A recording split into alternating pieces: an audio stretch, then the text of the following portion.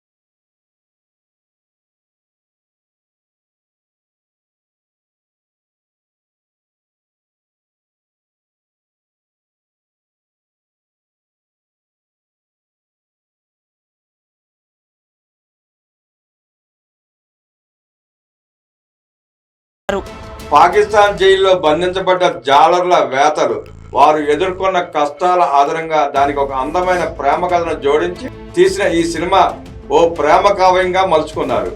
దర్శకుడు చందు మొండేటి సినిమాలోని ప్రేమ కథకు తగ్గట్టుగా వీణులు విందైన పాటలు, భావోద్వేగ సన్నివేశాలు, ఫోటోగ్రఫీ, సంభాషణలు ఇలా అనేక ప్రత్యేకతలు ఉన్నాయి కనుకనే ప్రేక్షకులు సూపర్ హిట్ చేశారు. కానీ ఈ సినిమాకు వస్తున్న పేరు, పాపులారిటీని క్యాష్ చేసుకోవాలని కుట్ర పన్నుతోంది వైసీపీ పార్టీ. సినిమాలో చూపించినట్టు పాకిస్తాన్ జైల్లో బంధించిన తూర్పు ప్రాంతపు జాలర్లని విడిపించి తిరిగి దేశానికి తీసుకొచ్చింది జగన్ రెడ్డి.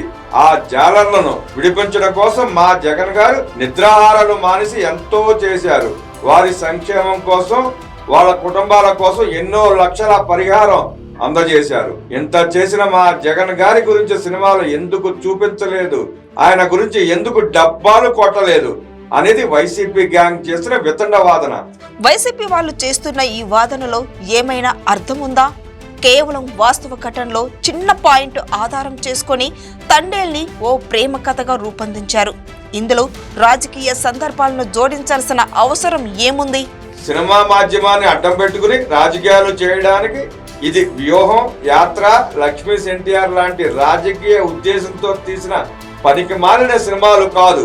ఇందులో హీరో గాని, నిర్మాత గాని, దర్శకుడు గాని ఏ సంబంధం లేని వాళ్ళు ముందే అనుకున్నట్టు ఎవరో కష్టాన్ని తమ ఖాతాలో వేసుకోవడానికి వైసీపీ వాళ్ళకి సిగ్గుండాలి అనేది తండేల్ సినిమాని ఆదరిస్తున్న ప్రేక్షకుల మాట. ఇదిలా ఉంచితే వైసీపీలో తండేల్ సినిమాపై ఇంతగా గుబులు పుట్టడానికి కారణం రాజకీయ డైవర్షన్ కోసమే ఇదంతా అనేది జగమెరిగిన సత్యం.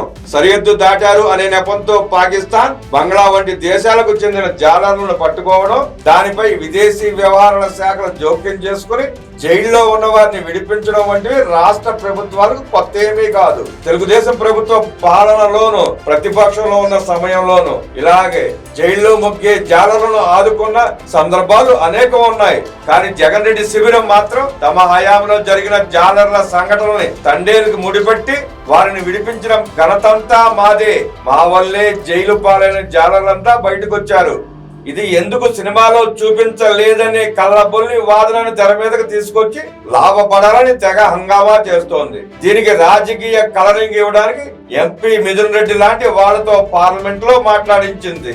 ఎందుకంటే తాజాగా వైఎస్ విజయమ్మ తన కొడుకుపై ఎన్సీఎల్టీలో పిటిషన్ వేయడంతో పరువు పోయి దిక్కుతోచని స్థితిలో ఉన్న వైసీపీ గ్యాంగ్ పొలిటికల్ డైవర్షన్ కోసం తండేల్ నాటకాలు ఆడుతోంది.